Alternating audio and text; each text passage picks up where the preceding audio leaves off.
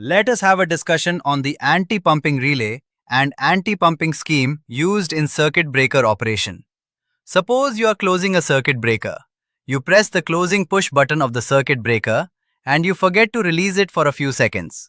Now after closing the circuit breaker, if the circuit breaker senses any fault, that means if any fault exists in the system during the closing operation, the protection system will instantly trip the circuit breaker.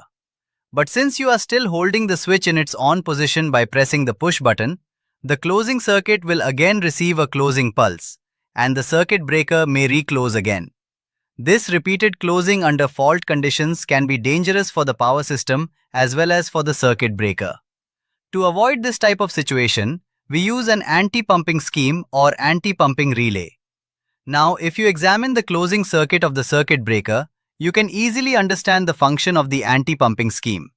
Here we have the anti-pumping coil, which is the coil of the relay. This coil is energized through a normally open auxiliary contact of the circuit breaker. This auxiliary contact is connected in parallel with another normally open contact, which is a contact of the anti-pumping relay itself as shown. Also, one normally closed contact is provided in the closing circuit of the circuit breaker. This is the anti-pumping contact. Now whenever we push the closing switch from the control panel or from the local switch, the circuit breaker closes. As soon as the circuit breaker closes, the auxiliary switch rotates mechanically. Because of this rotation, the normally open auxiliary contact closes and it energizes the anti-pumping coil. When this coil energizes, it performs two actions.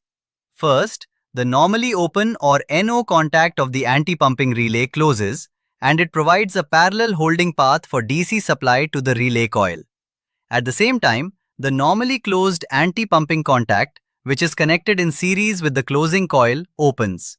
So even if you continue to hold the push button, no DC voltage or power can reach the closing coil. Therefore, no repeat closing pulse will come to the closing coil of the circuit breaker. Now suppose that due to some reason or due to an existing fault in the circuit breaker trips. When the circuit breaker trips, the auxiliary mechanical switch rotates back and the auxiliary contact returns to its open condition. However, the anti-pumping coil still remains energized because it now receives supply through the closed NO contact of the anti-pumping relay itself. So the anti-pumping coil remains energized and the normally closed contact connected in series with the closing coil remains open, even though the circuit breaker has tripped. Now when you release the closing push button, the DC supply path is interrupted and the anti-pumping coil no longer receives DC power from the source. As a result, the normally open or NO anti-pumping contact returns to its normal open position and the normally closed anti-pumping relay contact in series with the closing coil closes again. This prepares the circuit for the next closing operation of the circuit breaker. And this is how an anti-pumping relay works.